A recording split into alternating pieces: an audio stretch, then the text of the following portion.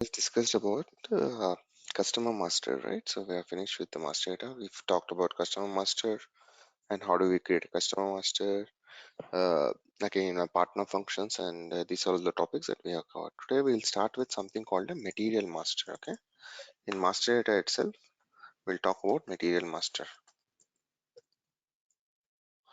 Okay, you guys had any time to practice on the customer master, or how is it? You guys go through it?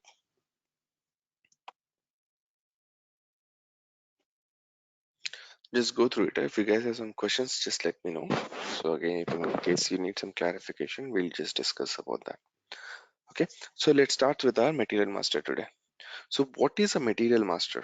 So what does a material master means? Basically, like a customer master, we spoke about. Okay, there'll be a particular customer. We maintain his details, what is his general data, what is his address, what is his telephone number, or his bank account details, or the sales area that he belongs, and the negotiation that happened with the customer in terms of delivery priority. So what kind of a customer he is in a very important customer or normal customer? What are the shipping conditions that are agreed with him, or what are all the partner function? Who are all the partner functions that would be involved? Whether he is eligible for rebate or not eligible for rebate, whether he will whether he is whether he makes a payment monthly once, or does he make the payment every day. So like that, there are multiple fields that we have seen in the customer master where we would be able to control. Similarly, material master now it is talking about a product or the services that will be sold to a particular customer. Now we as a company, we will be selling about a particular product to a customer because he comes to us maybe to buy some product or maybe to take some services from us. So so here we will be mainly so material master is nothing but it contains all the information about a particular product or a services being sold. Okay, so all the information that would be shared. Now again, this material master, whenever we talk about this material master data, this is a topic that is, let's say, uh, it's maintained by different departments. It's not fully responsibility of the SD. There are some views that we are responsible, but it's mainly driven from the MM side. The main responsibility of a material master is driven from the MM side, but we have some views. But again, it's a shared responsibility. So we will have our own data that to be maintained in the material. For example, in the customer master, you have some data that we sales department will maintain. There are some fields where the finance department will maintain. And as an IT, so you're responsible for enabling certain account groups, or the backend settings that are required. And it's mainly for the customer master. Whenever we talk about, the main responsibility is like the sales people. We will be the main responsible person in terms of a customer master. And there are some finance team as well, who maintain their own data in the customer master. But main creation of some account groups or having this partner functions, and enabling certain things, mandatory or not mandatory. So all this is mainly falls with the sales and distribution team. Similarly, in terms of material, the major configuration falls under the material management team. But again, it's here we'll have multiple departments that would be involved. We'll have sales department, purchasing department, plant maintenance, or there can be a warehouse, there can be finance, there can be quality management. So like this, there can be multiple departments who would be involved in creation of a particular material master. Okay, so in order, first we will just see, in order, to first go to the material master. So it's again a master data which would be there in your easy access menu. Okay, so let's go to our uh, material master. I've already logged into the system. So in order to go to your material master, you go to logistics. Excuse me. Under logistics, go to sales and distribution. You go to master data. Okay, then you go to products, then you go to material. Okay, under the material, you go to other material. Here you have MM01, MM02, and MM03. So you create, like, MM01 is to create a particular material, MM02 is to change, and MM03 is to display. Similarly, you can also go to master data from other views as well. From material management also, they can go through, like, the material master, material, then they go to create, then here for change, for deletion. There are a lot of things that they could also access from different screens as well. From an SD point of view, you access from your menu that is there, mainly sales and distribution, master data, excuse me, product, material, then other material, then create a material. So whenever you try to create a material here, basically you will have something called a material code that needs to be created. Then you have something called an industry. Then you have something called a material type. Okay. So here, for example, let's say, uh, whenever you talk about, uh, just 1 minute.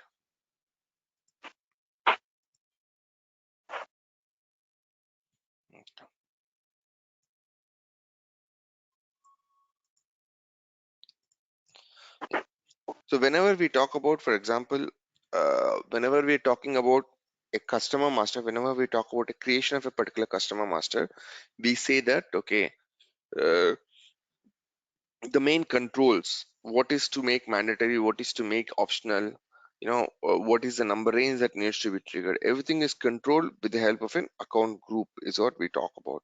Similarly, for a particular material, whenever you're creating a particular material, the main controls of a material master lies with the material type. So the material type is the one that controls what kind of a material are you dealing with. So I'm just giving an example, certain examples that we have here, like, from the other material types. We will have a material type for raw materials, for finished goods, for trading goods, non-stock items, pipeline items, packaging goods. So there are different codes in the standard that are there. These are just some of the examples that we have here, that are there, raw material and everything. But we will not be mainly focusing on all these material types. It's just that every kind of a material will have an associated material type along with this in the standard. And you can also configure your own material types. That's a different story. You can also configure it. But here, what we will be focusing is the kind of material types that we deal with customer. Let's say what kind of for a customer, whoever is your customer, might be the raw material may not be relevant, because raw material, if in case you're talking about, it's from a procurement point of view or from a production planning point of view. In order for them to procure a raw material, to work on a raw material, and to make a finished goods, like, if you're a manufacturing sector. So raw material might not be relevant for sales and distribution. So for us, from an SD point of view, what are all the kind of raw materials, sorry, what are all the kind of material types that would be relevant is what we should be knowing. For example,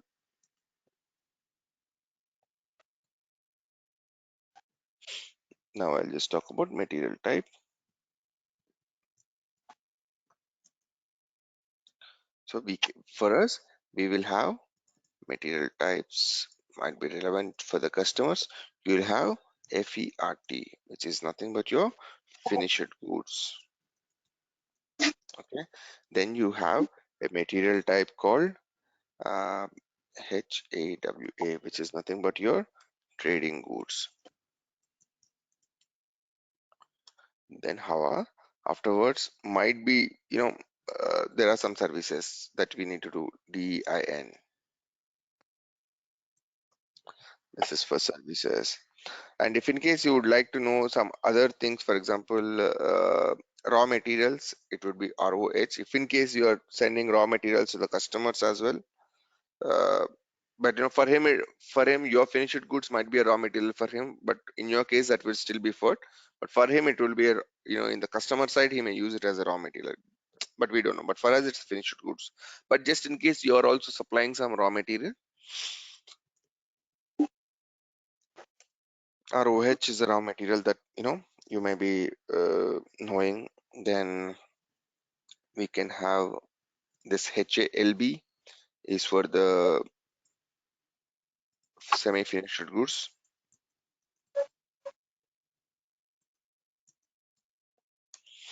Then You'll have some LEIH is for returnable packaging material, and yeah, I think we have this important one, KMAT. This is for configuration item. You don't need to buy it. Just I'm just giving you some of the examples of the material types that we have just here. So if you type FERT, then you go to finished goods, H HAWA, then you go to trading goods, then if you say KMAT, then you go to configurable material. So we will have multiple material types that we differentiate. So again, like how I said, account group controls the customer master. This material types controls all the material. Let's say what is mandatory, what is optional, how to make a particular field mandatory, how to make a particular field optional, what is the number range that should be used, and everything is controlled by the material type. And again, like the main responsibility of a material type, definition and maintenance, making them optional, mandatory, everything is mainly with the MM. Okay, so we as an SD, for example, if I just go to FERT, now if I just give some material, okay, we will talk about it now. Now I have this particular material, I have this particular industry material type. I'm saying I'm having some finished material that would be created, then there'll be some industry that that it belongs to. What kind of an industry is this material? Is this belonging to, let's say, retail industry, or automobile industry, or some chemical industry, or if in case this is a food, this is just an, if in case you have multiple industries that are there, just to identify and differentiate, okay, what kind of an industry that the particular material belongs to, okay, is what we will be just maintaining here. So maybe it can be chemical industry, it can be pharmaceutical industry, it can be retail industry, or it can be some automobile industry, so on and so forth. So in which kind of this material type, whatever you plan to set up, okay, we use this industry mainly to say, okay, what does this you know what does this particular material belongs to. Maybe maybe I have an automobile, I'll say it's an automobile industry that it falls to.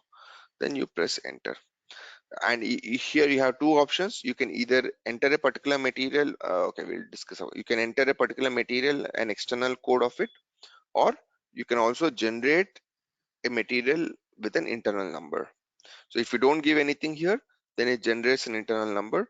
If you enter some external number, system will take an external number as well. Again, that is there in something called a material type controls, to define whether external is allowed or internal is allowed, and so on and so forth. It is mainly by the MM people that would be maintained.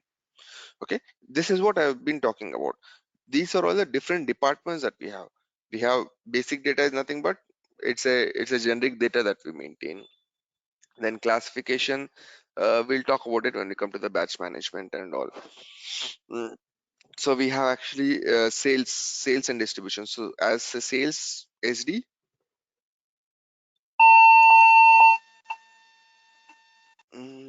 is there some voice, someone muted? Um, Ramesh, do you have any question or something?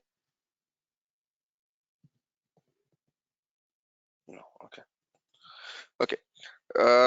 Now we have this basic data. You have, let's say, sales and distribution is responsible for maintaining the sales data views that you have. Like these are all the sales data views. Mainly this is related to the foreign trade export. Then you have sales organization 1, sales organization 2, sales text. Then material management team will be maintaining purchase, then purchase order text, foreign trade import, and they have some plan data 1 and plan data 2, general plan data 1, general plan data 2. Then you have your production planning team, or the MRP. They will maintain MRP 1, MRP 2, MRP 3, MRP 4. The forecasting team, if in case there are some planning team that is there, then they use this forecasting views for them. If warehouse management is involved, they use this warehouse related stuff. Quality management will have their own modules, accounting will have their own modules, costing will have their own views, sorry, not modules, views. Again, for warehouse, along these two, they have some other execution packaging. Like this, it's a combination of different departments that are maintaining their own different views, because material is used across different departments, right? For example, For you, you are using a responsible for selling of goods. Sales and distribution is mainly responsible for how to sell the goods, what is the mode of transport, or what is your selling unit. All this, you will be defining in your views. Same way, the quality management will have their own quality checks related to that in their views. The MRP team will have their own way of you know planning, or the whether the material is available, how it has to behave. If in case material is not available, how much time does it take, in order to manufacture or produce or procure, and everything, the planning related stuff MRP would maintain. uh, Similarly, like, your material management team will maintain, okay, what is a plan delivering plant, for this particular material, and in that plant, what is the delivery status. Like, there are multiple ways. What is the purchasing group, whether this material is externally procured or internally procured, or it can be done both ways. So there are many different things even a material management team will be maintaining there. So here, now when we are talking about, now we'll just talk about, like, creation of particular material and discussing some details inside a material master. Okay, but we will not be going through all the details. We'll be just going through all the important details that we need. So we will be discussing here only the major ones inside the different fields that would be there. Now if I press enter, if I just go here, basic data 1, basic data 2, at the moment I'll select let's say different ones as well. But whenever the topic arises, we'll discuss about some other fields as well. But at the moment, we'll only discuss something important for us that we will have. Okay, I'm just giving some. I'm just creating in one of the say. Okay, whenever you enter a particular material, now based on the views that you select, you will be. They say enter the organizational unit. Now, for example, whenever I try to enter this particular material, and I wanted to select only the basic data and maybe the sales organization data. Okay, so if in case this is there, then system will ask you, okay, enter only the plant, your sales organization and distribution channel. From SD point of view, these are all the details that are required. Uh, Again, if in case if it's an MM, there can be again some storage location that comes into picture, to have some different views. So at the moment, what I'll do is I will just, select a particular material. I'll just select the basic data, sales organization one, sales organization two, sales general data that we will be generally maintaining. Then if you click on, you select those views that are there that are belonging to us, then you click on the organizational levels. Organizational levels is what? In which plant you're creating, in which sales organization and distribution channel you're creating this particular material, right? So again, this combination should exist. Again, we have defined in our enterprise structure, okay, this is a plant, and this is a sales organization and distribution channel that you would have assigned. So here we'll have to just, whenever you're creating, you will have to enter the plant and your sales area details. Sales area is basically, I'm talking about sales area, but there's no division here. Division will be there inside the material master, but okay, we'll just see that. Now on the header level, you'll be enter what plant do you want to create this particular material. I have a particular plant. What is the sales organization and what is the distribution channel? Okay, you enter your organizational levels, then click continue. Then you will enter inside, and this is a material code that got generated internally. If I enter something externally, then that would be taken. For example, if I want my own code instead of this code, then if I go to MM01 and I will say, just example, Tesla or some model X something. If I enter external, and if I select my views, okay, then I give my, let's say, details. Then here the material code will be Tesla Model X. If you don't enter anything, then the internal number range would get generated by the system, and uh, then you can give the description of it and so on and so forth. It's up to the business how they would like to trigger it, whether they want to trigger it, using an external number range or internal number range. But in most of the business cases, the material will be an external number range is what they use, you know, in order for them to identify. And again, a material, whenever you're creating a material, it is an 18 character length.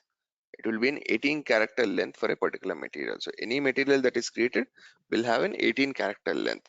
And whenever there is a material code that they give for an external number range, there will be a lot of thought process that will be going through along with the business that we will be discussing, because in the 18 character, so the material code that you enter should make sense. Like, by looking at that material, you should be able to identify what material it is, what department or what division that it falls into. I'm sorry, guys. So there are specific things that we maintain based on this particular material. So it is an 18 character in the real time. So the material then, whenever we are implementing this, so we will 18 is a maximum character. It doesn't mean that you need 18 character for an external number. And if you want to just enter 3 character or a 4 character also, system will take it. But maximum is an 18 character that you have in SAP ECC. Okay, so 18 character length here. In generally, whenever you're giving this product description and all, there will be kind of a naming convention that they follow. The first 4 characters will be actually the name of the product. The next will be some group, the product group. Then the next 3 will be some, it depends. Maybe some packaging material type, or what, whether it's an let's say finished goods, or maybe it's kind of an you know maybe different groups, like, whether it's a hazard, it's a dangerous material, or a normal material, or what kind of a model it is. So everything you will just make a naming convention in such a way that looking at a particular product, you will be able to identify, okay, what kind of a what is this product that we're talking about. So that's why we give a naming convention in the in the real time. But okay, we'll talk about it now. Here we have this basic data. You give this material code. If you give this material, if it doesn't give anything in the outside, system will generate its own material code. How is this getting generated? This is getting generated based on the material type configuration you will have in the background, which will be mainly controlled by the MM people. Now, how is this mandatory, optional? All this is controlled by the MM. Okay, so they will control, okay, what fields are mandatory, what fields are optional. If in case you want some additional fields to be mandatory, then you will reach out to the people, and they'll make it a mandatory for you, or they'll make it an optional for you. Okay, let me just give you some material now. I would say maybe I'll just give finished goods, something. I'm just giving some description of this material, that I'm just creating. So there is the description of the material that you give, then the base unit of measure. So here, whenever we talk about a base unit of the second one that we have, whenever we talk about a base unit of measure, what does a base unit of measure means? Base unit of measure is basically kind of like, what is the unit that you will be storing the material into. Okay, so what is a unit that you will be storing the material in your warehouse or in your storage location? What, like, how do you store, whether it's in kgs or in liters or in pieces or in let's say carton? How do you maintain this particular product? Maybe tires, if I'm talking about, that will be per piece is what that we maintain. Let's say if in case you're talking about some uh, let's say some food items, you may be saving it in some kgs or some tons is what you will be storing in your warehouse, right? So it's again some, if in case if it's some liquidity, then you store them in liters. So base unit of measure is it's talking about what is the unit you will be storing this material in your storage location or in your warehouse. You will have this multiple storaging unit that SAP has already defined in the system. You can select, okay, what is the, if you want to have the kilogram, or if you want to save it in, let's say, uh, like grams, or or if it's liters, or if it is anything it can be some pieces, or if you want it to be let's say each, you call it each is also like a piece, but it's again EA is a different unit of measure that would be used. Anything that can be maintained. So my case, maybe I'll just use something called PCE or PC.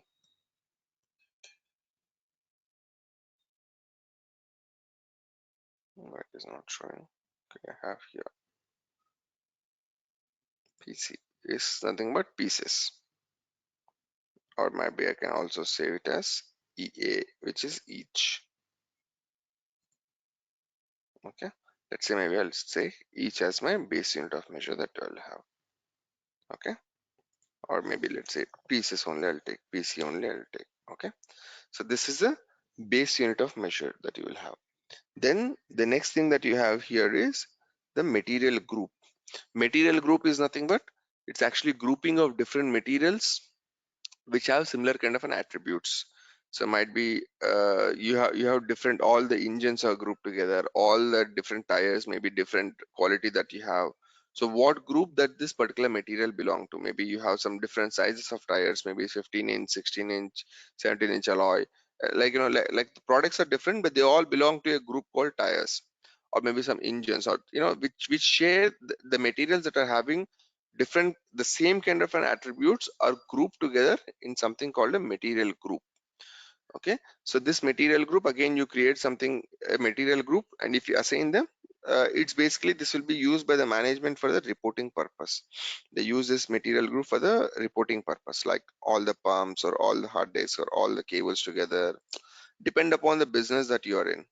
Okay, so you can let's say you are into beverages. If you have all alcoholic drinks together, if you want to combine together, then you can combine. All the non-alcoholic food, if you want to combine, you can combine. So it's basically in terms of reporting to understand, okay, what are all the materials, if in case how is this entire group doing, uh, like maybe how is that the food items, maybe how a particular product, you have, let's say, a food item, let's say you have some cookies or biscuits that you have multiple ways. You have, let's say, something that has some choco chips, something that has, with the milk, something called a fiber. So they're all but belonging to something called biscuits, but you wanted to group them together, how the sales of my business are there, during this quarter or during this year. Then you can all group all the biscuits together, maybe all the chocolates, you have multiple chocolates. If you want to see individually, you will see, but overall how all the chocolates are doing in this quarter, how was my sales, if in case management would like to know, then this grouping would help, in order for them to see how that particular entire group, a group of materials, whatever would be defined, is been doing. Okay, so that's how you maintain this material group. Then you have here the old material number. The old material number is nothing but it is referring to the, let's say, if in case now the client is migrating, now we will be talking about something called an implementation project, huh? The client will be migrating to an SAP system. He is implementing his SAP system newly, or might be, let's say, he's migrating from his old system, whatever it is. Now if he has a different naming convention in his legacy system means, before he started using SAP, he might be maintaining in some other ERP system, or he might be using some Excel, anything. He may have a different naming convention and a naming code of it, and the users should be mainly, used to that naming convention. It takes time for them to understand the new material codes. So they would like to have a reference. Okay, what is my old material number that I was, that I was using in my legacy system? Then this particular old material number is what they will be maintaining. Then you have here division. Division is nothing but which division this will fall into, this particular material. And this is also one of our organizational units we have. If you remember, the sales organization, distribution channel, and division together will form a sales area. So division, we already spoke there. So here the division, we are mainly talking about what division this particular product falls into. Okay, then again, you know uh, like we have something called a product allocation. uh, so product allocation is nothing but there is some concept called reserving of some stock for some customer, for some customers, or for some customer groups, you know maybe for some urgent requirements you would like to reserve some stock and all. So this product allocation is mainly talking about that concept, but we will talk about it when we come to that particular topic there. So product allocation is mainly talking about, what does product allocation means? You're allocating some products, or you're blocking some materials, or blocking some stock to some customers or to some customer groups, to some distribution channels that you have. In order to meet certain future requirements, you will be blocking some stock to them. So if you want to control it as a material master level, this is the one that we have, but we'll talk about in detail when we come to the topic there. Then here you have explant material status. Explant material status means here we're talking about what is the let's say, if in case you would like to, you created a particular master data. For example, always remember, once you create a customer master or a material master, any of the master data, you cannot delete them permanently from the system. Once the master data is created, you cannot delete them. You need it from the for the future some audit point of view, and also from an from other, if in case there are some returns and all, in order to handle. So master data system will not allow you to delete once it is created, even for the customer master and all. That's why we have this flag for deletion, and we had that blocking the customer and all, that we have seen some VD05 and VD06 and all that we have seen, right? Blocking and also, like, flag for deletion. So similarly, let's say you want your this material, whatever you have created, has, you're no longer producing that material, that you no longer have that particular material. So before, you can also flag for deletion, but you wanted to block that material permanently as well. There is another option also, we will see. But if you maintain the status, any of the status here, then this material will be blocked for any further use. So anything that you block this particular material, it cannot be used further generally here. So this material will be completely blocked. Maybe if you select, let's say, any of the blocking reasons, maybe absolute material that you have or anything. So here, explant material status is mainly talking about blocking of a particular material, uh, and if you do it at the basic data level, then this will be blocked across all the sales organizations and across all the plants. Wherever this material is being used, it will be blocked there. Okay, explain. Then here we have this gross weight, net weight, and volume. If you have this, dimensions of a particular material, you will be maintaining that material as well here. Okay, so we will be talking about some product hierarchy and all later, but okay, if you want to know much details about some other materials, when we have, as I mentioned, you can always do an F1 and you will get some details about a particular material, what is that it is talking about. If you want, you can try to explore those options. Okay, so this we have in the basic data one, and we will go to next. Basic data 2 and classification does not have anything that is mainly important for us that we will have. We will talk about classification. Yes, it will have, but we'll talk about it, when we come to something called the batch management concept. We'll talk about this classification, what does classification mean and all, uh, but not at the moment. It's not very much important, but we'll talk about when we come to the other topic. So let's mainly discuss on the fields that we have in our view, mainly that belongs to sales and distribution. Sales organization 1, sales organization 2, and sales general data plan. Okay, in the sales organization 1, again you have your base unit of measure, PC, which is again coming from your general data. Whatever you maintain in here, it will be coming here. And again, the division is again the same thing. Whatever you have there, ideally once you save it, it would be coming here. What is the division where this particular product falls into. Now uh, let's talk about here the sales unit. Sales unit is nothing but, okay, what is a sales unit is nothing but, uh, let's say, for example, uh, you maintain in your stock as pieces, okay, but you would like to sell them in carton boxes, because you are a manufacturer. You don't sell per piece, you will say per box. One box equal to some 50 pieces. Or similarly, you may be maintaining in some kgs, but you will be selling in some tons that you have. So maybe your stock in your, whenever in the warehouse, you say that how many kgs you have. I have like some 1,000 kgs, but you sell to the customer maybe only in some tons. It can be anything, like, because you will never sell anything in terms of pieces. You always sell in terms of boxes. One box is equal to 100 pieces, or one box is equal to 50 pieces, something like that. You will sell. You will never sell in pieces. If you sell in pieces, then there's no problem. Let's say, if in case your base unit of measure, which means the unit of measure where you store the goods, and your sales unit of measure. Sales unit of measure means in which that you're selling the goods. So PC and box, if in case they are different, your how you store your goods and how you sell your goods are different, then you will use this something called a sales unit of measure.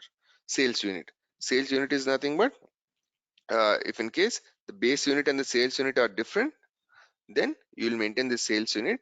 And let's say, if in case there is a sales unit and a base unit that is different, then system will ask for a conversion as well.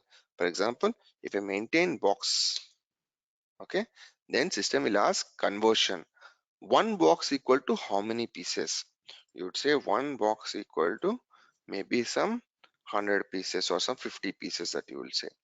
Then system will consider, okay, whenever customer places an order for one box, then it has to reduce 50 pieces from the from the storage location or the warehouse it has.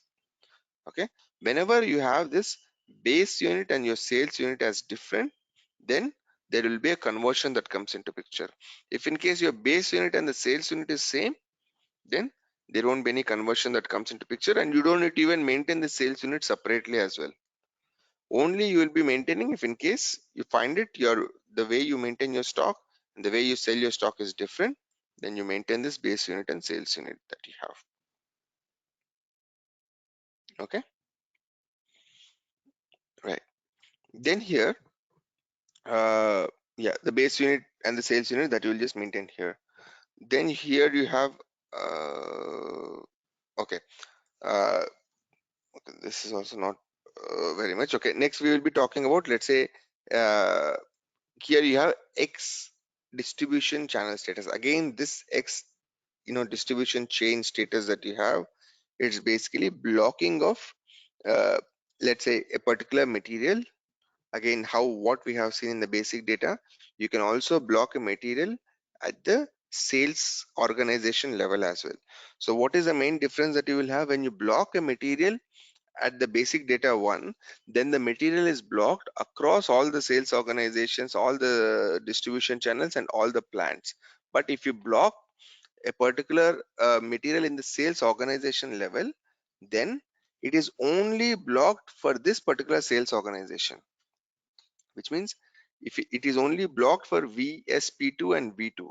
If in case you make a block, it is only blocked for in this sales organization and distribution channel. But if you have a different sales organization and distribution channel, then you will be still able to create orders without any problem. So it is only blocked for a particular sales organization and distribution channel combination. But if you block if you block a particular material at, let's say, uh, uh, a basic data level, then it is blocked across all the sales organizations and all the distribution channels and all the plants that you will have. Okay, so this is called, uh, you know uh, the mainly the distribution channel that you have. Then you have, mainly another thing called here the delivery plan. Just in case, like, if in case the material manufactured, a particular material is manufactured in more than one plant, uh, you know uh, let's say we don't maintain this delivery plant here, let's say. But if in case you say a material, you have only one plant where this particular material is produced, tires are all produced in one plant, and for all the customers it will be supplied from that particular plant itself. Or might be this sales organization, wherever you're just maintaining, you always go to a particular plant. You may have multiple plants. You may have, you will just go to one particular plant to deliver the goods to the customers.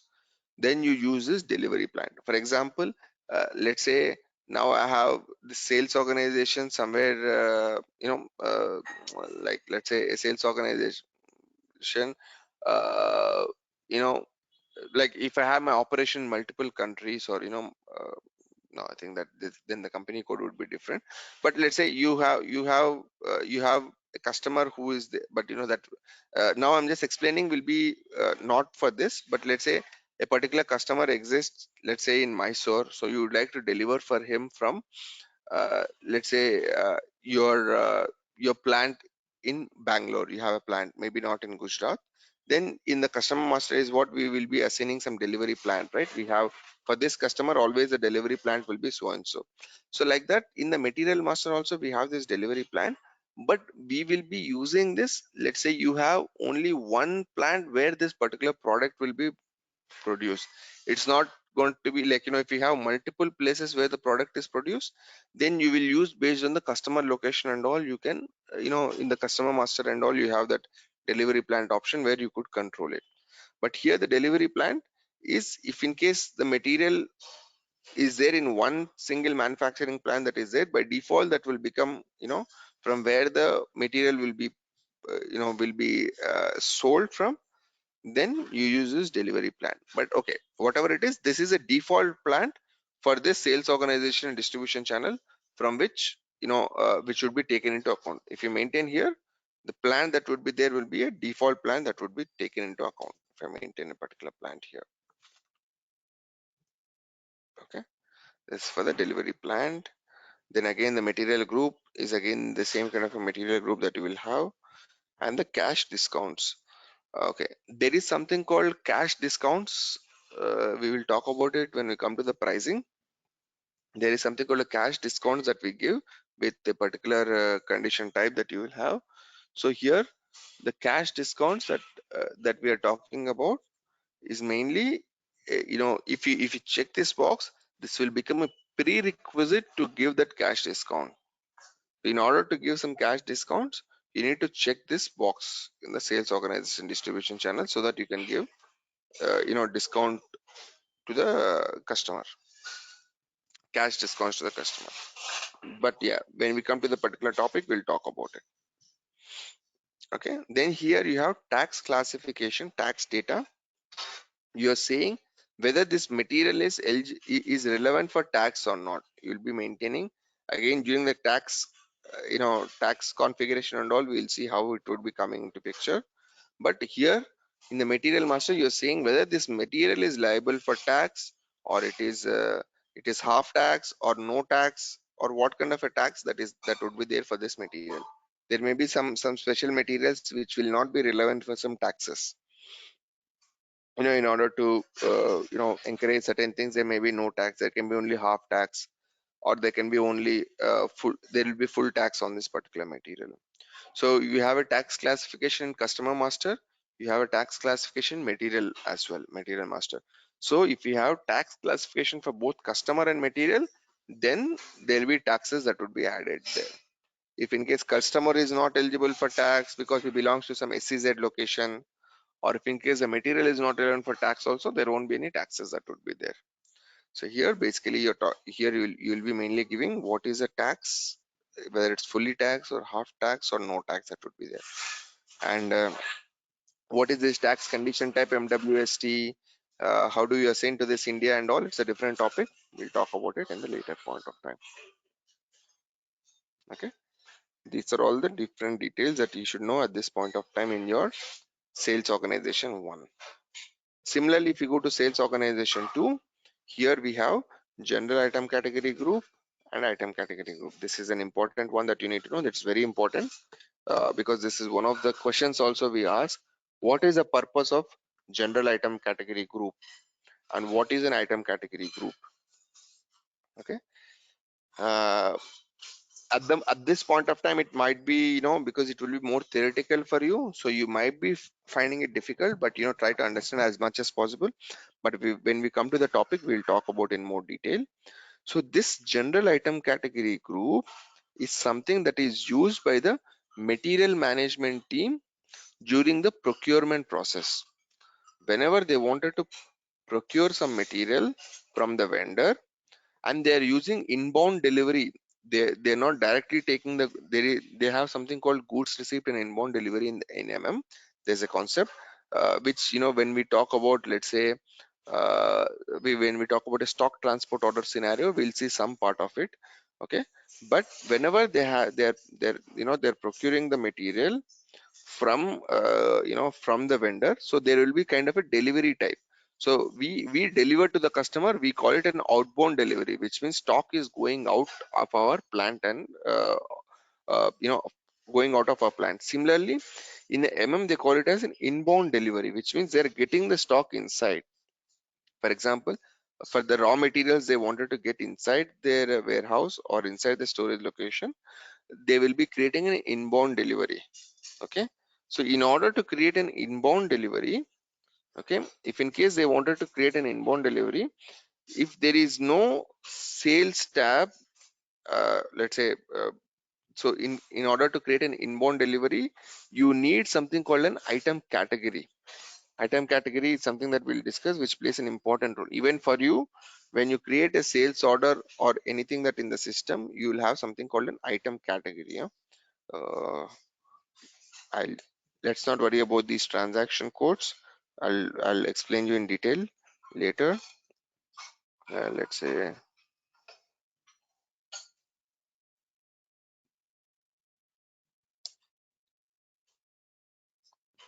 what is a VSP2. Whenever you enter, let's say particular material, maybe a particular material, you have something called item category. Yeah? In our sales order, we get this item category. This item category will be coming into picture. To define this an item category, we will be using this NORM. This item category group is what that plays an important role for us in order to determine an item category. Similarly, from a procurement point of view, whenever they wanted to do an inbound delivery, in the inbound delivery, item category is mandatory. Okay, to do an inbound delivery, item category becomes mandatory. Item category will come into picture only if this general item category group is maintained. And to maintain this general item category group, you need the sales organization views to be extended.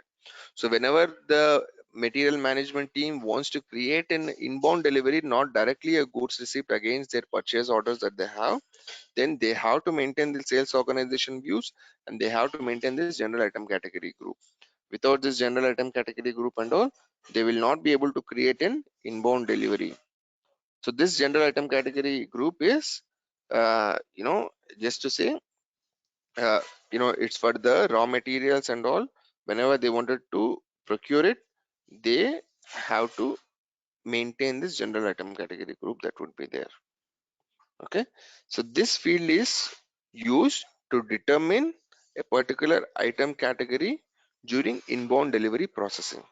During inbound delivery processing, they use this item category group. Similarly, for our sales and distribution, we need this item category group to be maintained in order to determine your item category in your sales orders and in your delivery documents. We'll talk about it, about the different configurations in the later part. But as of now, just remember the item category group plays a major role in terms of determining your item categories in your sales orders and your delivery documents. So the standard item category that we have is norm. NORM, norm, is a standard item category that we will have. Similarly, you will have different item categories that's there. If in case if it's a packaging material, you'll have VERP. Then you have different item categories when it comes to BOM and all. We will we will talk about it when we come to that particular topic. For a third party, for an individual purchase order, there are there are different item categories that we use, but when we come to the topics, we'll talk in detail. But as of now, remember the standard item category is norm that you will have. In most of the normal materials, you will have this norm as an item category group, and this item category group will be used to determine an item category in your sales orders and in your deliveries. It, Item category along with some other additional fields as well, but we'll talk about it later. Okay, this is what you will have in the sales organization too that you need to know at the moment. General item category group, and the item category group that would be important for you guys. Okay, then let's just come to the sales general plan data view. Okay, so here again in the general plan data view, you have base unit of measure, then you will have the gross weight and the net weight if in case you maintain it there, gross weight and the net weight in your let's say in the basic data that gets copied here. Okay, then you have here the availability check. Okay, so availability check, uh, okay, the availability check, whenever we talk about something called an availability check, this is for the MRP to be, let's say, if in case whenever the customer places an order, the system will have to go and check whether a particular, you know material exists or not. Here, just again I'll just mention, we will be using this term a bit more, a bit differently as well when we come to something called an MRP. Always remember, availability check, we also call it as, it's important, always remember, checking group.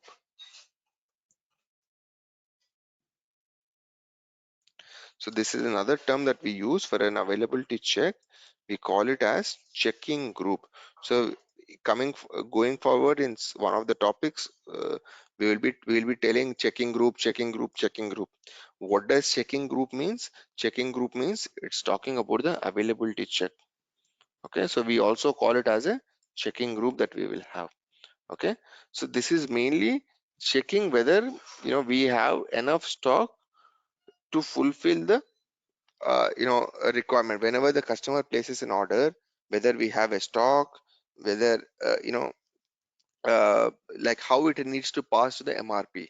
So basically whenever we send it to the MRP for a particular material, what happens is we sell it as soon as the order is placed. We send it to the MRP. There is this particular material that is placed by the customer and so on and so forth. But might be, you can transfer it towards the end of the day, saying that I'll collect all the orders, but I will transfer to the MRP only during the end of the day, where what is the requirement that is there and all. So that is something that we maintain it here, whether it's a daily requirement, individual requirement. Daily requirement means once in a day a job will run, which will collect all the sales order that are created, and it will be sent to the MRP to see the stock and the planning, saying that whether you have enough stock to send it to the customers or what needs to be done. Means daily requirement. Individual requirement means as soon as the sales order is created, it is transferred to the MRP and the check happens. And no check means there won't be any check that would be there. But yeah, so like this you will have something called an availability check. This availability check is used to update the MRP. Okay, so we will is used to mainly to update the MRP, but we will be talking about when we come to something called an availability check and transfer of requirements. There is a topic. So when we come to that, we will talk about this. Uh, we'll talk about it in detail.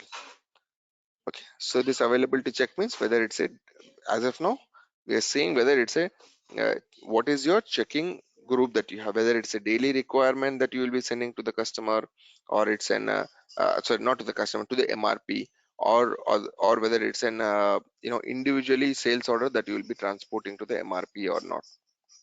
Is what will be mainly controlled by the availability check that you have. Then you have this batch management active. Let's say, what is a batch? Batch is nothing but, let's say there are some materials that are produced together. For example, in a pharmaceutical sector that you have, right, all the medicines will be produced by batches. For example, if they wanted to track some expiry date and all, you can see there will be something called, in many of the products nowadays they use something called a batch. Again, let's say now you would be hearing some news in the recent times that Tesla has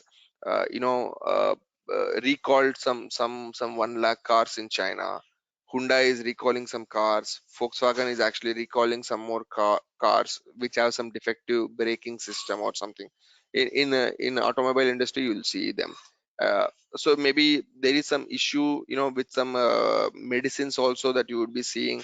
Okay, there is some problem with kind of a batch that is there. Maybe let's say there may be some manufacturing defect that happened during the production of some materials and all. There will be some observation that would be done. How are they able to gonna track them? Is with the help of something called a batch management, because to track each and every individual product would become different when you are actually producing in bulk. Let's say if in case chocolates or anything, there are so many materials that will be produced at one given shot. So to track everything individually, it becomes a difficult. So there will be a batch number that will be assigned for all those that are produced together at one given point of time. We will just give maybe all the products that are produced at during this run. Maybe that production run, the manufacturing that happens maybe for a period of 3 hours or 5 hours. For all that run that happens, that one single run will be considered as one batch. So that if in case you wanted to track your expiry date, or if in case you wanted to track some defective, or if in case you wanted to track there is something, some mix that happened during that particular run, which maybe there is some quality issue that would be there. So individually everything to check, it would take time in manufacturing. So they use this something called a batch management. So we'll again talk about this batch management in detail when we have another concept called a batch management as well. So we'll talk about in detail how do you use this particular batches and all. But here in Material Master, this is a prerequisite field in order for the batch management to active or not. Whether the batch management should be active or the batch management is not active is what we will be controlling here in the Material Master. Whether this material, whether we will have batches or not. And always remember, this is an important thing. We'll again talk about that, when we come to the topic. It's the business had to decide whether the material is relevant for batches or not in the during the beginning of the, let's say, during the creation of the material itself. They will be saying whether no, this material will have some batches generated, this material is not relevant for batch management. Okay, this should be decided while creating the material. If you don't check this, and let's say if you already have done some transactions using this particular material, you will no longer be able to edit this batch management. For example, just for the sake of testing, I'll just go to mm02. uh, I have something called a car. Just simply I had created one material. uh, let's say I just go here. I have some sales order against it. Now I'll just go here, I'll check this batch management, try to enter and save it. So system will throw an error saying that batch management cannot be changed. Display errors. It says that I cannot edit the batch management. I wanted to check this batch management, but system says you cannot change it because I have already created some sales order against this material. So system will no longer allow me to edit the batches in real time. Once the data is created, in our demo systems, we can delete all the data, and we can just come back and update this batch management active and all. But in the real time, once any, because sales orders and all will become official documents, they're all official things, so you cannot simply just cancel them for you to activate few things. So you'll have to block that sales order and you have to create something new and all. But again, still system will not allow you to activate this batch management. So again, you'll have to, it becomes a very, very difficult process. So it's always important that during the creation of a material master only, the users have to decide whether they wanted to use batches or they don't want to use the batches. Because once something is created, again updating is not possible. There are ways, but it's not a recommended way. So we need to just say the updation is not possible, for that particular material. So I'll again just do whatever we have done.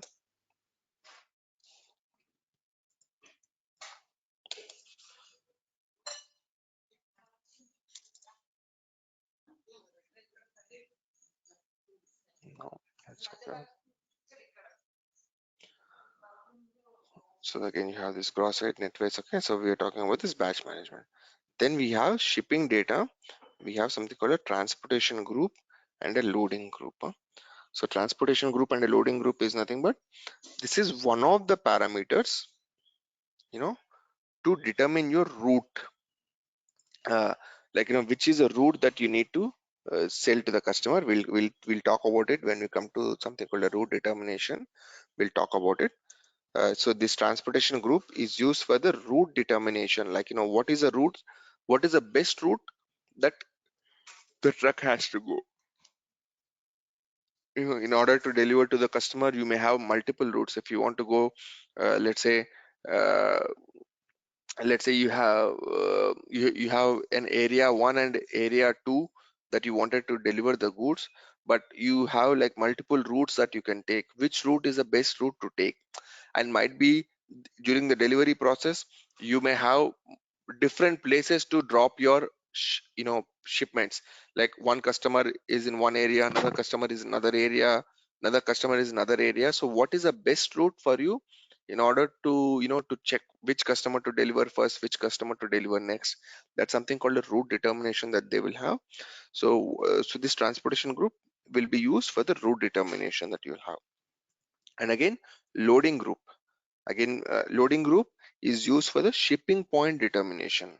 So shipping point determination means, uh, like for an automatic shipping point determination, you need this loading group. So with the help of, okay, I don't know whether we have spoke about it. We will create all this as of now, understand it, but we'll see it in detail when you go to in the customer master. If you guys remember, I have already explained you there is something called shipping conditions. In shipping, we have something called shipping conditions. Sir, Based on the shipping conditions and loading group, and there is another parameter called plan, you will be able to determine your shipping point.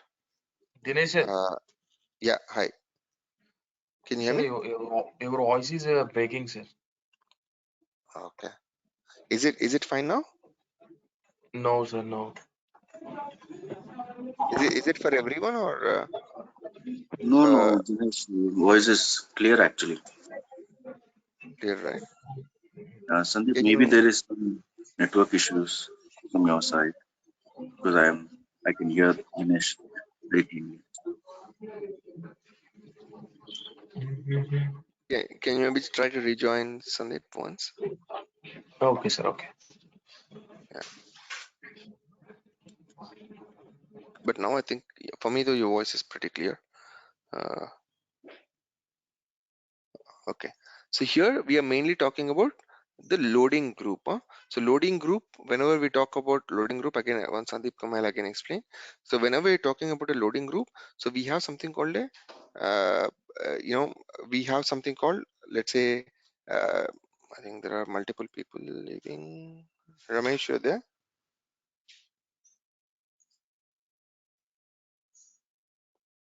I think Sandeep left. Ramesh.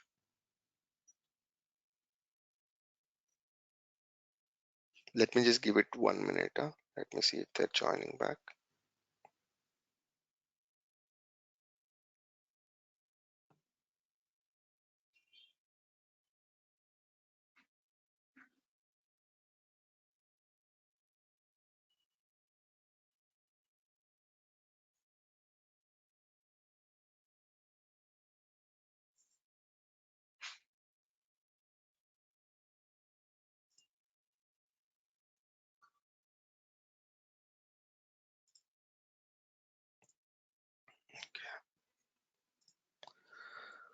Okay, let's see. I think they will join back. So basically here we have this loading group that we are just talking about, right? So Ramesh, you're back now?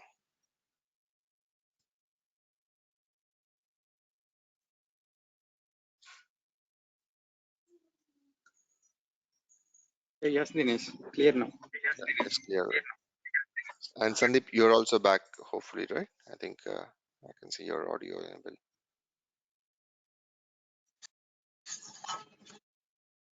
Yeah. Okay, so I was mainly talking about transportation group is for the route that we will have, and you have this loading group. So we have something called, if you remember, we have discussed about something called shipping conditions, and we said in the customer master it will be mainly for the shipping point determination that we will use the shipping conditions. So shipping conditions in the customer master, along with There's something called a loading group in the material master. Okay, and there is a plant. These three combinations, you will be determining the shipping point. We'll talk about what is a shipping point means, the place from which you will be starting your shipping activities. It can be like, your let's say your port area, or it can be somewhere, a location that is outside your plant, from where you start your shipping points. So this loading group and the shipping conditions are very important. So loading group is mainly talking about how you load your goods in the truck, or in your ship, or in your plane.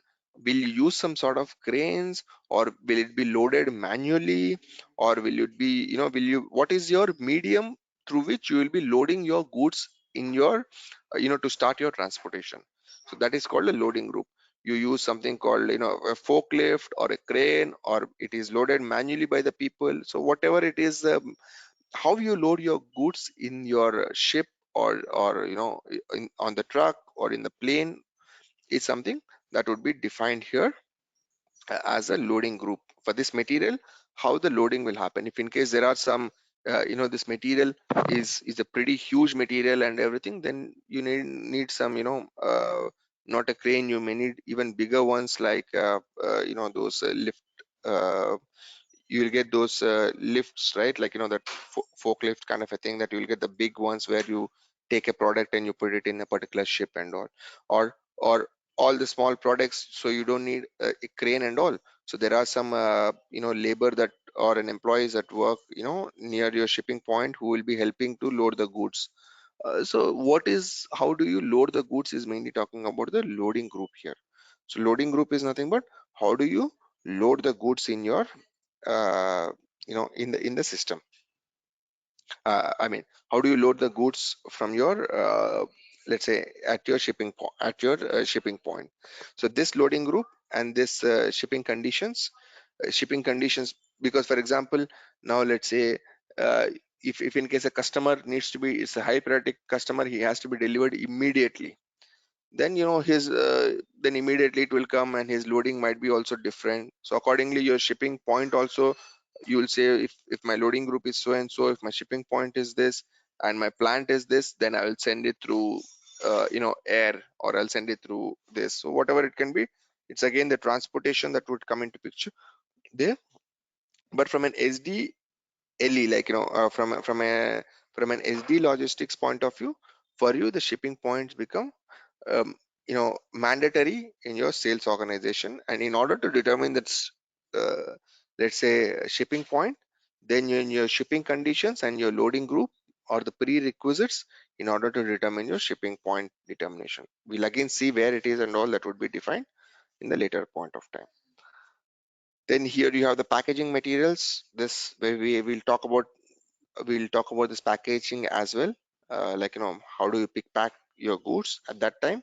If in case you have some packaging materials that are different, then there is a already packaging material type. I already explained that is also different, LEIH. So you'll have a different packaging material type also. You will use this data, but we'll talk about it when we come to the topic. At the moment, what is important for you is transportation group, the loading group, batch management, and availability check. These four are very important for you to know from this sales general data plan. And general item category group and item category group, this is another important point that you need here.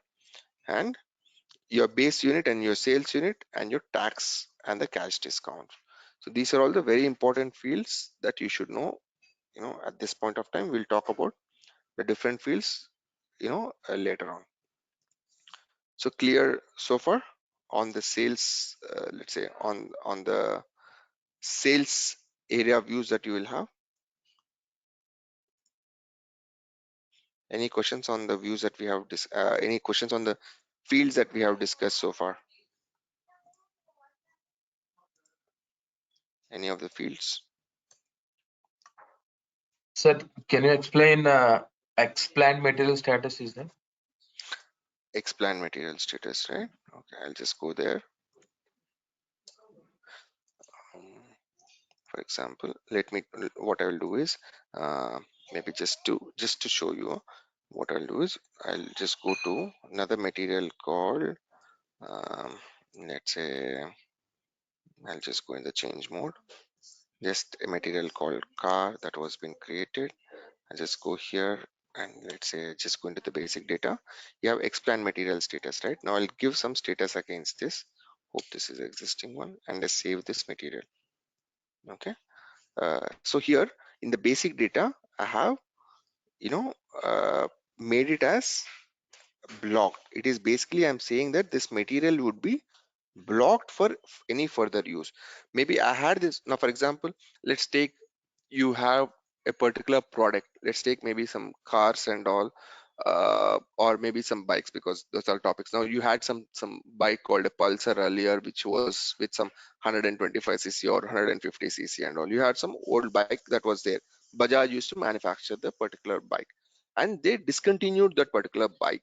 That product has been discontinued, and they no longer, the product is no longer available. You can flag for deletion, or let's say the, and again they wanted to make sure that no one will be able to create you know uh, uh, you know uh, no one will be able to create any sales order against that particular material, because that that no longer you are using, but you still not have deleted, but you're no longer taking orders, or you wanted to block that material in such a way that no one will be able to further make any new orders for a particular material. Then if you maintain any of this explain material status blocked here, and if you try to create now va01, if I try to create some uh, let's say a sales order against this particular material that I will have, then if I just maintain some material, then if you try to save this, uh, okay, it's still okay. Okay, let me just quickly see, give some details, some random details.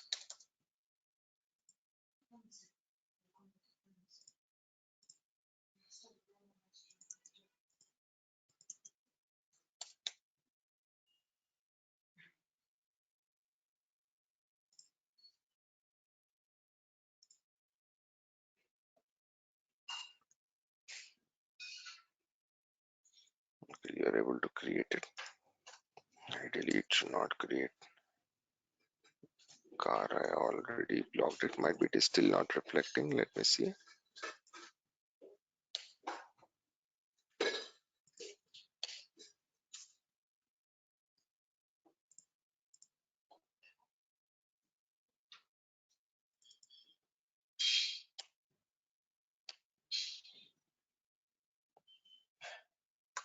Try to create anything new.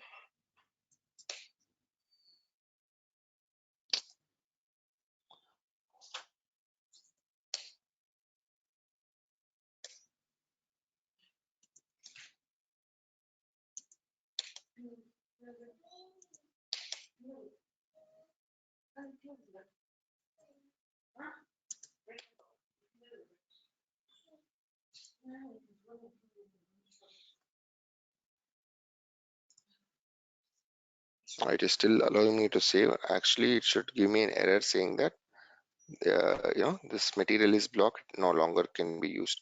Just let me just try to maintain it in our sales organization data view. How is that it is allowing? If I just maintain X distribution channel status here, I would say something, any of the material code that I give. Okay, it's valid from.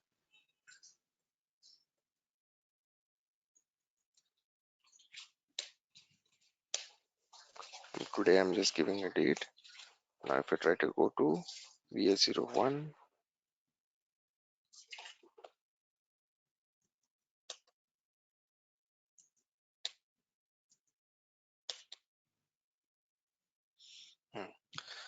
like this system has to actually, I don't know, the general one, it should also work, but we'll just need to see now. Whenever you maintain this explant material status, right, mm02, anything that you maintain against this particular material, you're saying that here you're just talking about in this plant, in this sales organization and distribution channel, I will be blocking this, material, because from today, again, whenever you give this, they'll be valid from, maybe because you wanted to block it, maybe starting from next month. Maybe you wanted, because you're discontinuing a particular product, you're not deleting it, because you wanted to discontinue some product from next month, so the product will no longer be available, the customers will not be able to place any order, so you'll give from which date it would be valid, and what is the why it is, maybe the product discontinued or anything, any reason that you can give. So which means whenever you maintain here, this material in this sales organization and distribution channel, then because I'm using the same sales organization and distribution channel here, right, it's no longer possible to create an order because it is blocked, because customer cannot place an order in this sales organization and distribution channel. If I maintain another sales organization, maybe this is only blocked in one of the sales organizations.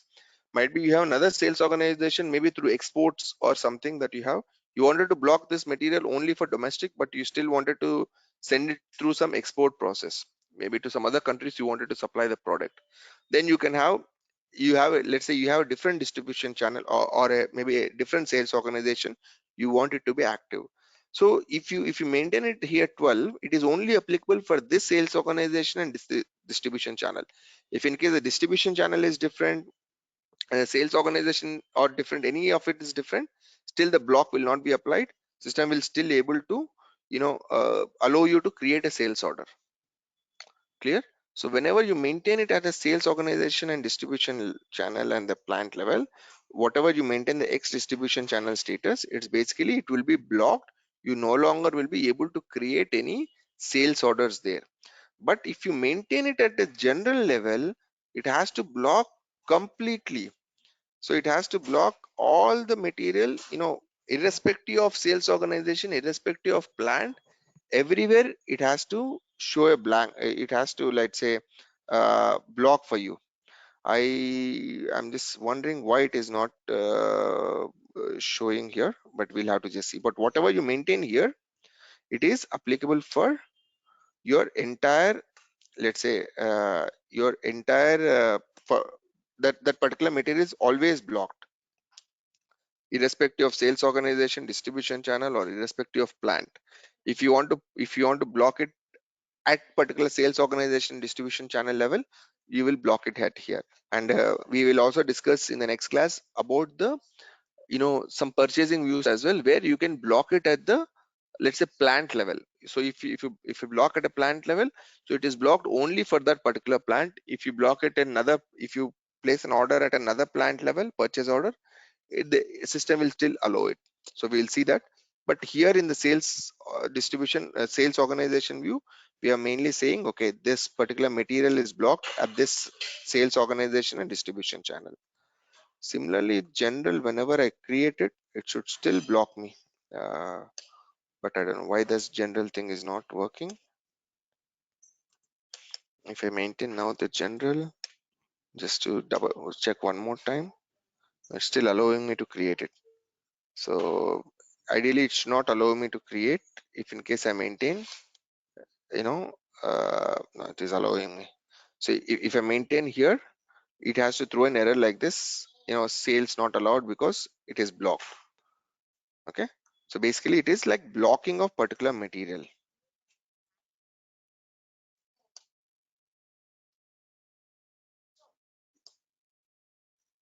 Clear on that part? Explain material status means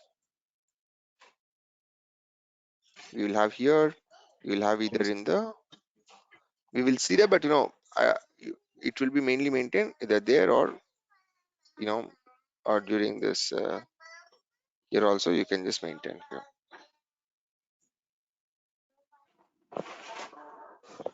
Yeah.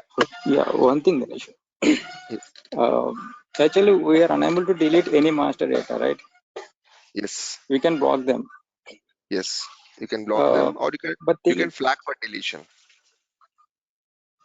flag for deletion means You can flag. We have seen this particular transaction. You're talking about customer master, right? Whenever, let's say, If you go to your Yeah. customer master, now if you go to your master data, if you go to your business partner, if you go to your customer, here you have block and you have flag for deletion.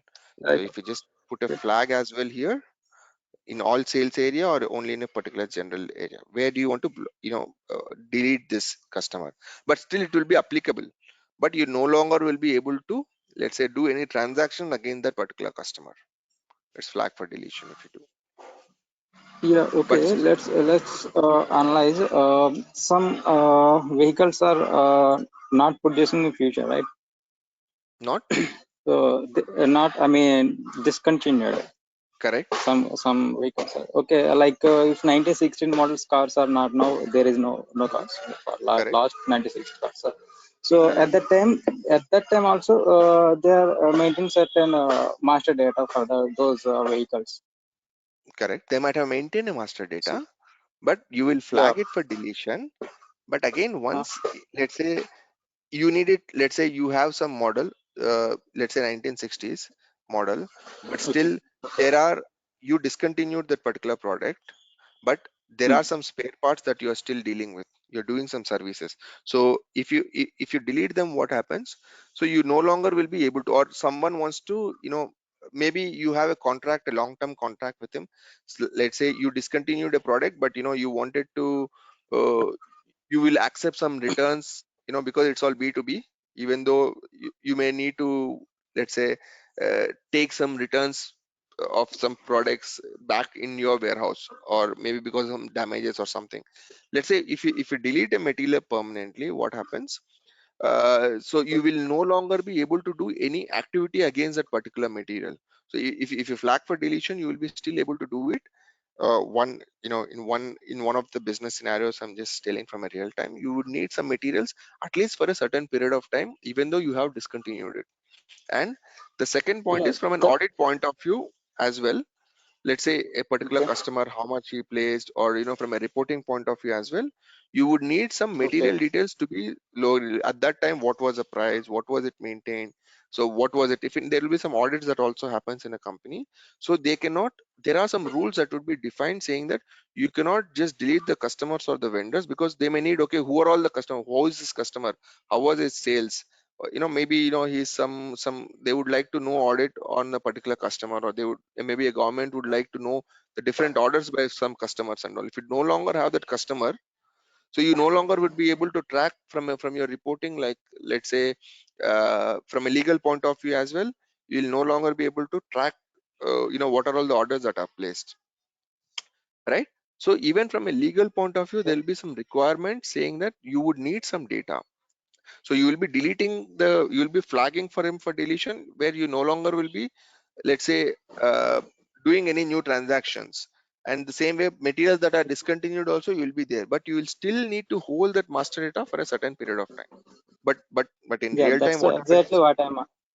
Yeah. Yeah, Carry but on. in real time, what happens is, like, you will be flagging for deletion.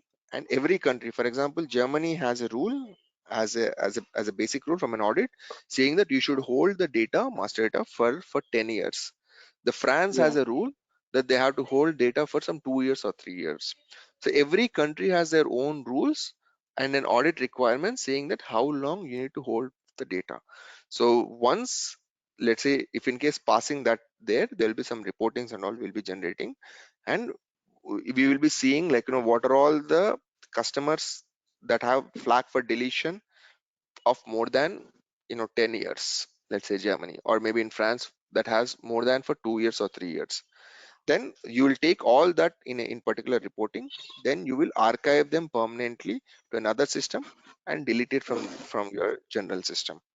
So like that archiving strategy, there is something called an archiving team that would be involved. And just to delete them, basis will also do, but there will be something called an archiving strategy and all that, and that again, country to country specific. In a particular project, they would be doing it.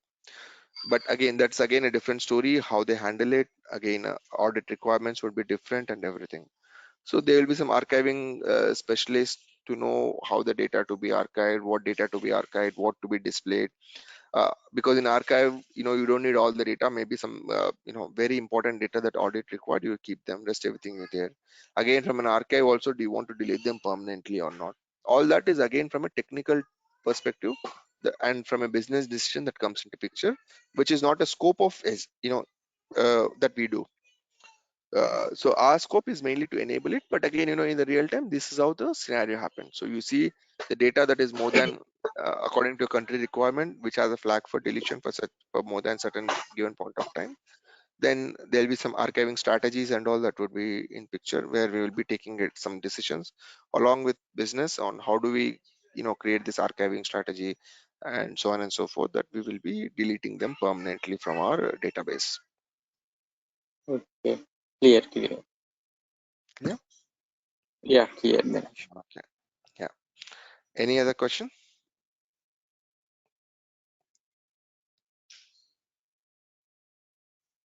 Sir, one thing, sir. Yeah, please tell. Sir, can you show me the customer's required fields we are customizing, right? Selected Uh, fields, they required manda- fields. mandatory, optional, Um, like that. Or yes, yes, yes, yes. what? Okay, Not now, sir.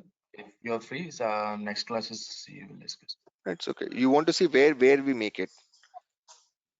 Yes, You yes. What I mentioned is what What's the process? means like you are asking where do we define it, or I mean where do we make it Field optional? selecting, sir. Your fields. Customers required field selecting. Customer, you mean like in the customer master, the fields that we select, right, which are all the mandatory, optional. Yes, yes, yes. Okay, that Yes, sir. Yes, sir. uh, you're still able to see my screen, hopefully, right? You Yes, sir. can still see okay, so you can also just again just go through the recording as well. So it's basically like once you come into the SPRO, as I mentioned, the customer master is mainly controlled by your account group, right? In your account group is what everything would be controlled. So you come to SPRO, come to logistics general. Under logistics general, you come to business partner. Okay, under business partner, come to customers, controls. Under this control, then here you have define account group and field selection for customer. Okay, select this define account group and field selection. Whatever is your newly created account group, you can select, or take, I'm taking some standard. Here you have this general data, company code data, and sales area data. Okay, under this, if you just check on this general data, then you have address, communication, marketing. If you double click in any of this, you can see what to suppress, what is required, what is optional, and what is display. According to the business requirement, we'll be changing. Okay, if they don't want to see a particular field, we'll suppress it. If they wanted to have some field as mandatory, we make it as required. If it's an optional field, we keep it as an optional. If something that has to be only in a display mode, we keep it as display.